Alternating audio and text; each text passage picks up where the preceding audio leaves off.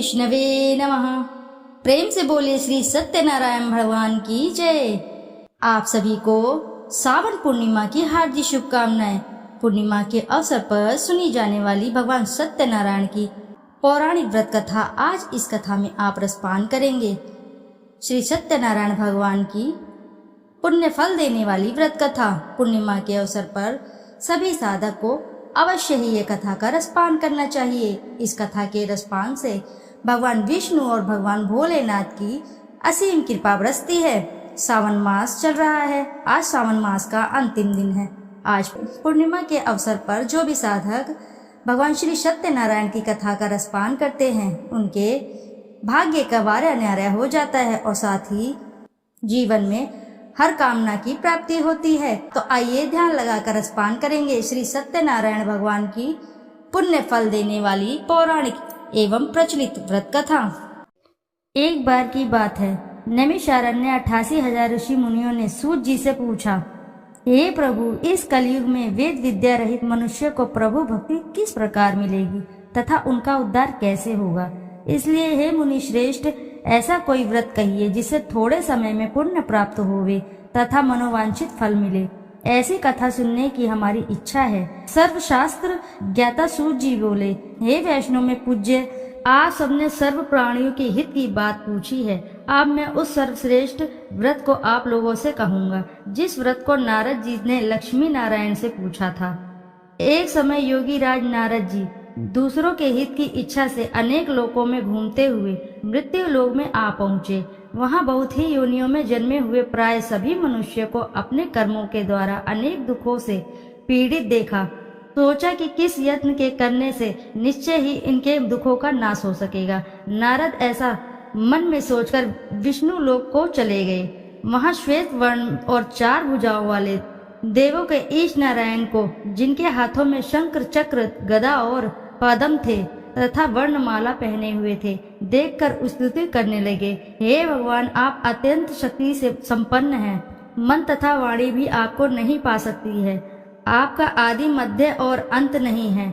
निर्गुण स्वरूप सृष्टि के कारण भूत व भक्तों के दुखों को नष्ट करने वाले हो। आपको मेरा नमस्कार है। नारद जी से इस प्रकार की स्तुति सुनकर भगवान विष्णु बोले कि हे मुनि श्रेष्ठ, आपके मन में क्या है?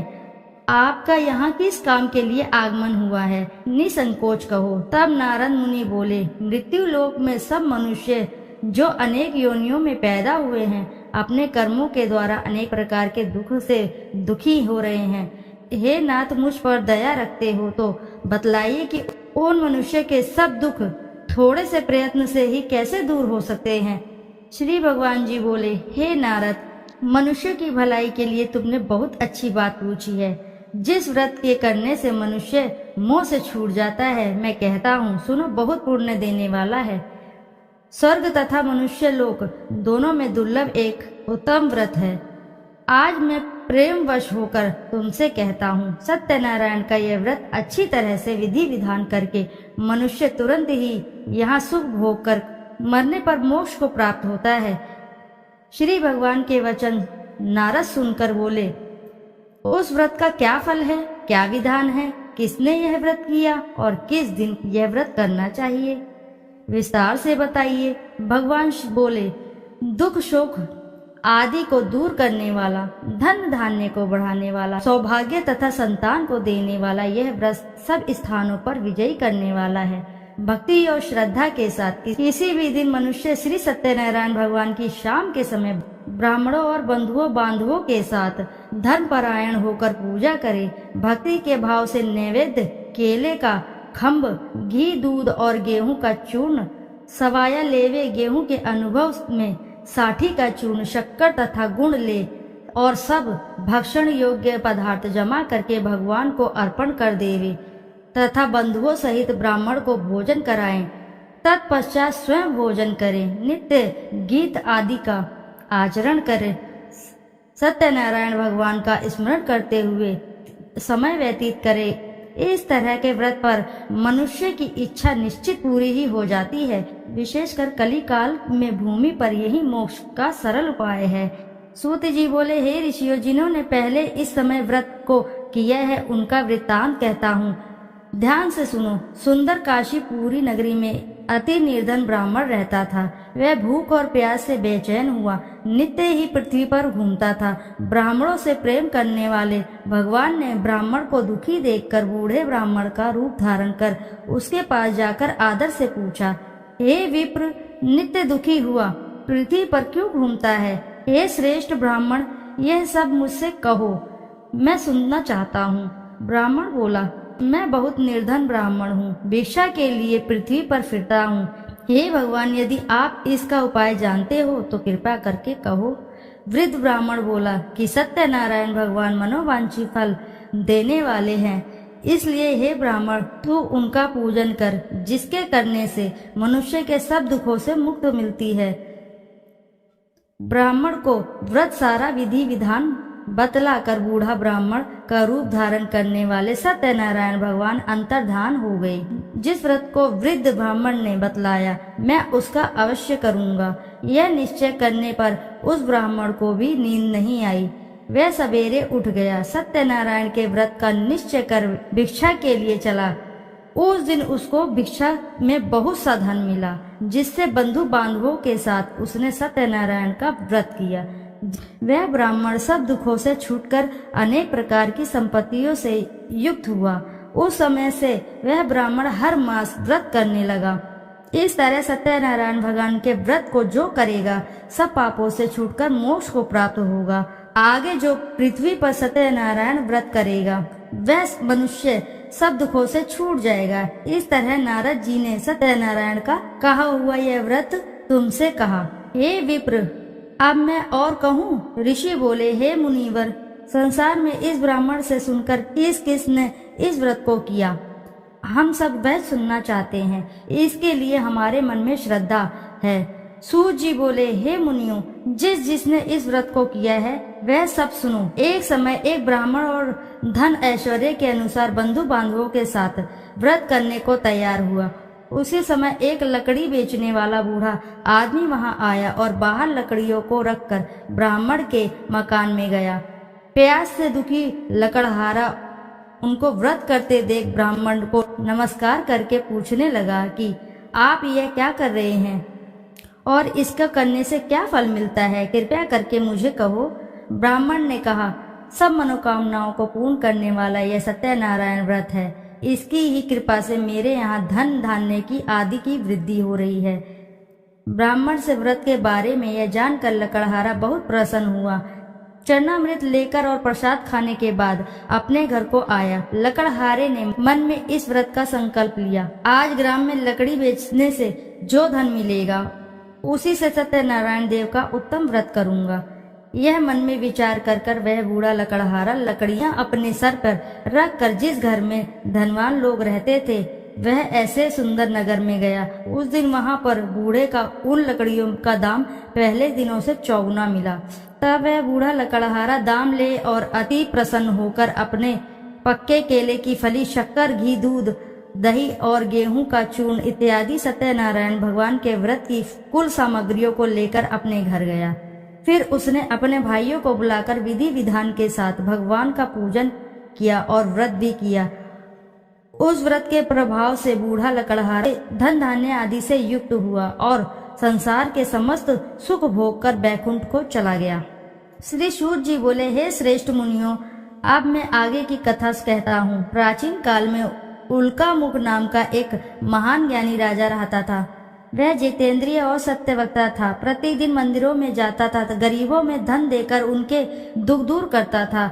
उसकी पत्नी कमल के समान सुंदर मुख वाली और सती साध्वी थी। एक दिन भद्रशिला नदी के तट पर वह दोनों विधि विधान सहित श्री सत्यनारायण भगवान का व्रत कर रहे थे। उस समय वहां पर साधु नामक एक वैश्य आया। उसके पास व्यापार के लिए बहुत सा धन था।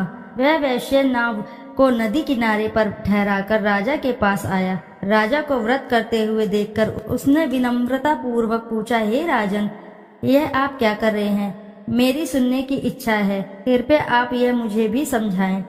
महाराज उल्कामुख ने कहा, हे साधु वैश्य, मैं अपने बंधु बांधवों के साथ पुत्र की प्राप्ति के लिए ये श्री सत्यनारायण भगवान का व्रत व पूजन कर रहा हूँ। राजा के वचन सुनकर साधु नामक वैश्य ने आदर से कहा, हे राजन, मुझे भी इसका संपूर्ण विधि विधान बताएं। मैं भी आपके कहे अनुसार इस व्रत को करूँगा।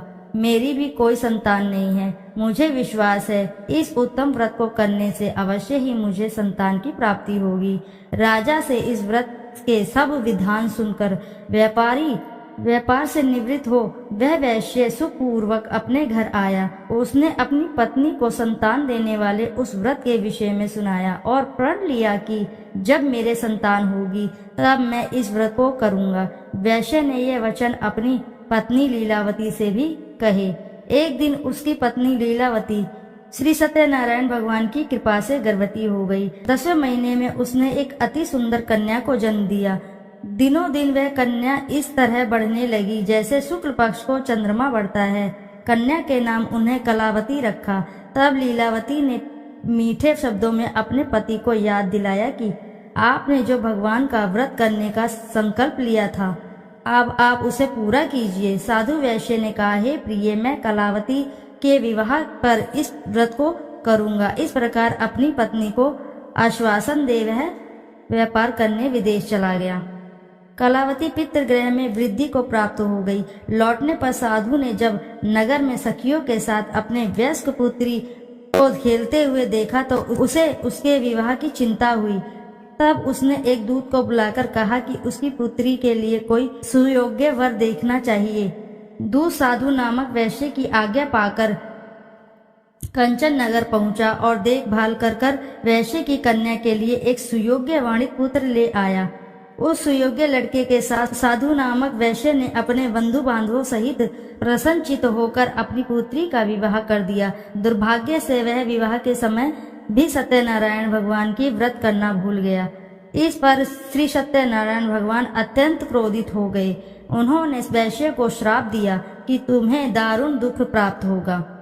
और फिर अपने कार्य में कुशल वह वैश्य अपने दामाद सहित नाव का बेड़ा लेकर व्यापार करने के लिए सागर के समीप स्थित रत्नसारपुर नगर में गया। रत्नसारपुर पर चंद्रकेतु नामक राजा राज करता था।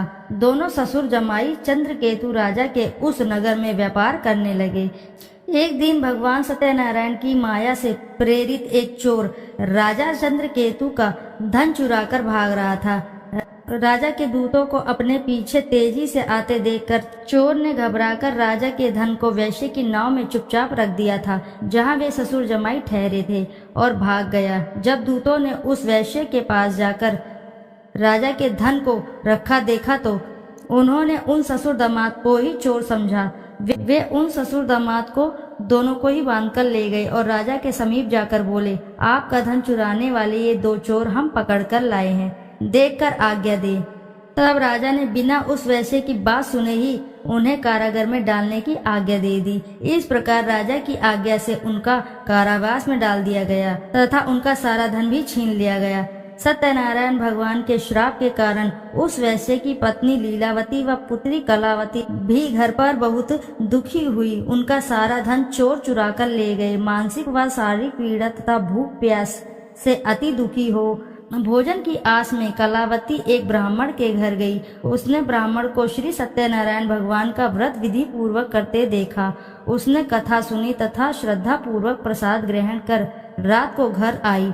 माता ने कलावती से पूछा, हे पुत्री, तू अब तक कहाँ रही? मैं तेरे लिए बहुत चिंतित थी। माता के शब्द सुन कलावती बोली, हे माता, मैंने एक ब्राह्मण के घर श्री सत्यनारायण भगवान का व्रत होते देखा और मेरी भी उस उत्तम व्रत को करने की इच्छा है।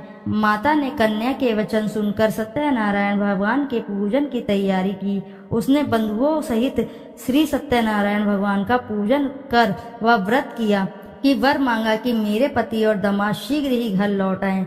साथ ही विनती की, हे प्रभु, अगर हमसे कोई भूल हुई हो तो आप हम सबका अपराध क्षमा करो।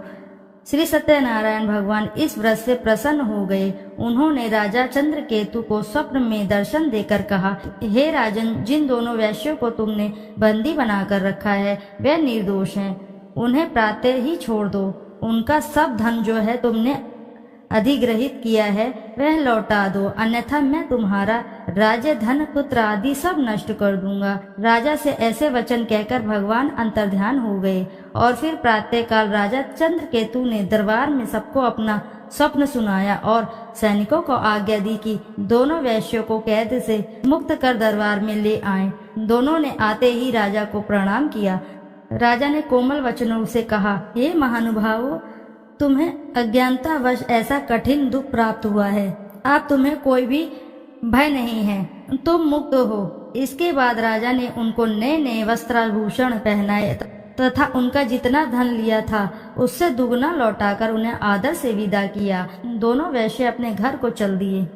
श्री सूत जी ने कहा, वैश्य ने यात्रा आरंभ की और अपने घर को चला।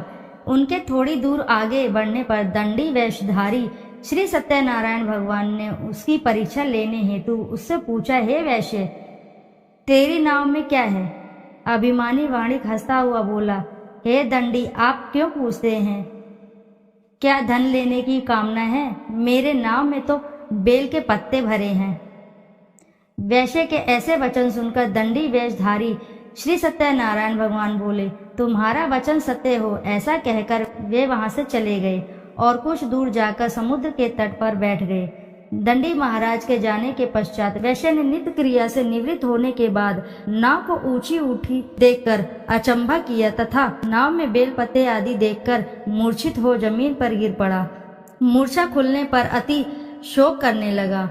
तब उसके दामाद ने कहा, आप शोक न करें, यह दंडी महाराज का श्राप है, अतः हमें उनकी शरण में ही चलना चाहिए, वही हमारे दुखों का अंत करेंगे। दामाद के वचन सुनकर वह वैश्य दंडी भगवान के पास पहुंचा और अत्यंत भक्तिभाव से पश्चाताप करते हुए बोला, मैंने जो आपसे असत्य वचन कहे थे उनके लिए मुझे क्षमा करे।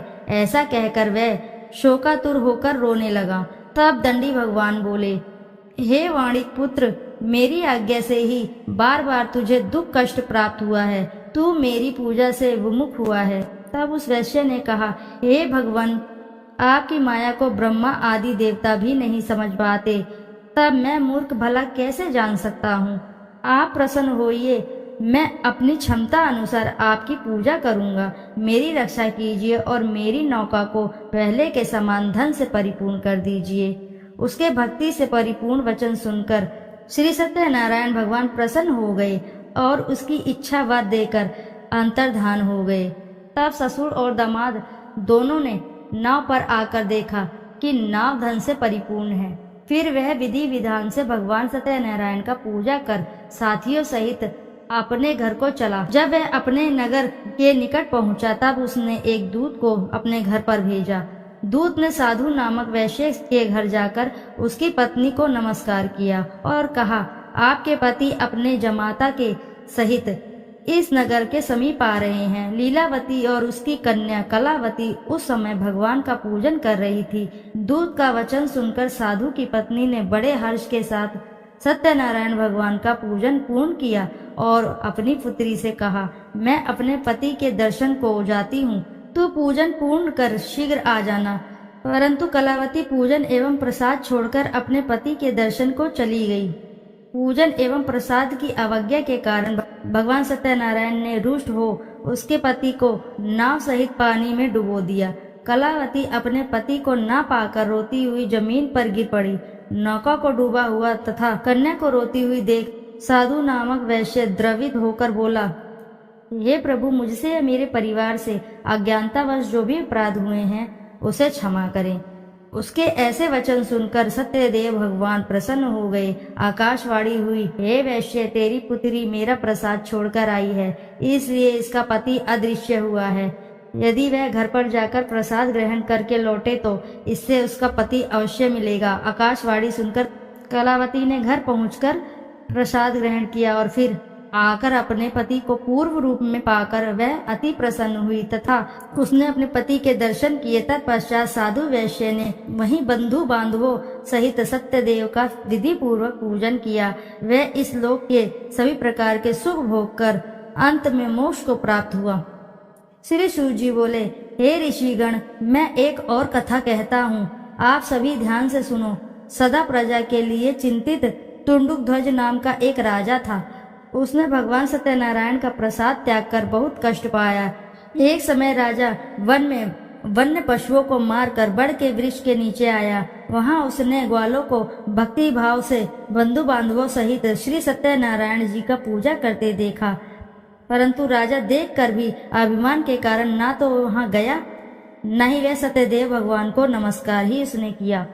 जब ग्वालों ने भगवान का प्रसाद उसके सामने रखा तो वह प्रसाद छोड़कर अपने नगर को चला गया। नगर में पहुंचकर उसने देखा कि उसका सारा राज्य नष्ट हो गया। वह समझ गया कि यह सब भगवान सत्यनारायण ने रुष्ट होकर किया है। तब वह वन में वापस आया और ग्वालों के समीप जाकर विधि पूर्वक पूजन कर प्रसाद ग्रहण किया तो सत्यनारायण की कृपा से सब कुछ उसको पहले जैसा ही हो गया और लंबे समय तक सुख भोग कर मरणोपरांत वह मोक्ष को प्राप्त हुआ। जो मनुष्य इस सर्वश्रेष्ठ दुर्लभ व्रत को करेगा, श्री सत्यनारायण भगवान की कृपा से उसे धन धान्य की कोई भी कमी नहीं होगी। निर्धन धनी और बंदी बंधनों से मुक्त होकर निर्भय हो जाता है। संतानहीन को प्रसंतान प्राप्त होती है तथा सब इच्छाएं पूर्ण होती हैं। अंत में वह वैकुंठ धाम को जाता है। अब उनके बारे में भी जानिए जिन्होंने पहले से इस व्रत को किया है। अब उनके दूसरे जन्म की कथा भी सुनिए। शतानंद नामक वृद्ध ब्राह्मण ने सुदामा के रूप में जन्म लेकर श्री कृष्ण की भक्ति एवं सेवा कर वैकुंठ प्राप्त किया। उल्कामुख नामक राजा दशरथ बने और श्री रंगनाथ का पूजन कर मोक्ष को प्राप्त हुए। साधु नाम के वैश्य ने धर्मात्मा व सत्य प्रतिज्ञ राजा मोरध्वज बनकर अपने पुत्र को आरे से चीर कर वैकुंठ धाम प्राप्त किया। महाराज टुंडुकध्वज स्वयंभू मनु बने। उन्होंने बहुत से लोगों को भगवान की भक्ति में लीन कराकर वैकुंठ धाम प्राप्त किया। लकड़हारा अगले जन्म में गुह नामक निषाद राजा बना, जिसने राम के चरणों की सेवा कर अपने सभी जन्मों को संवार लिया। बोलो जय श्री हरि, जय सत्यनारायण भगवान की जय। तो आइए प्रिय भक्तगणों, अब करते हैं श्री सत्यनारायण जी की आरती। जय लक्ष्मी रमणा, जय श्री लक्ष्मी रमणा, सत्यनारायण स्वामी जन पातक हरणा। जय लक्ष्मी रमणा, रत्न जड़ित सिंहासन अद्भुत छवि राजे, नारद करत निराजन घंटा ध्वनि बाजे। जय लक्ष्मी रमणा, प्रकट भये कलि कारण द्विज को दर्श दियो, बूढ़ो ब्राह्मण बन कर कंचन महल कियो। जय लक्ष्मी रमणा, दुर्बल भील कठारो इन पर कृपा करी, चंद्रचूर्ण एक राजा जिनकी विपत्ति हरी। जय लक्ष्मी रमणा, वैश्य मनोरथ पायो श्रद्धा तज दीनी, सो फल भोग्य प्रभु जी फिर स्तुति कीनी। जय लक्ष्मी रमणा, भाव भक्ति के कारण छिन छिन रूप धर्यो, श्रद्धा धारण कीनी तिनको काज सरयो।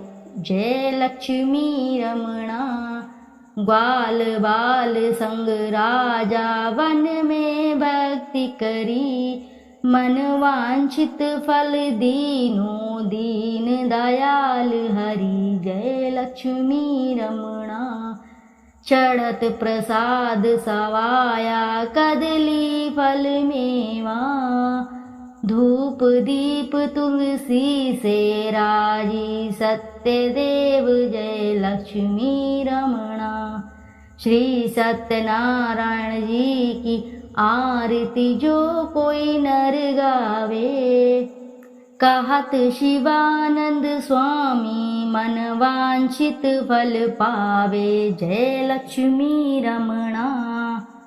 तो प्रिय भक्तगणों, प्रेम से बोलो जय श्री सत्यनारायण जी की जय।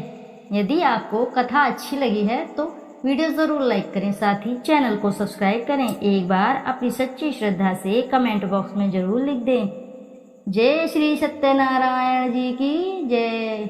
फिर मिलते हैं आपसे ऐसी ही किसी कथा कहानी में। जब तक के लिए नमस्कार।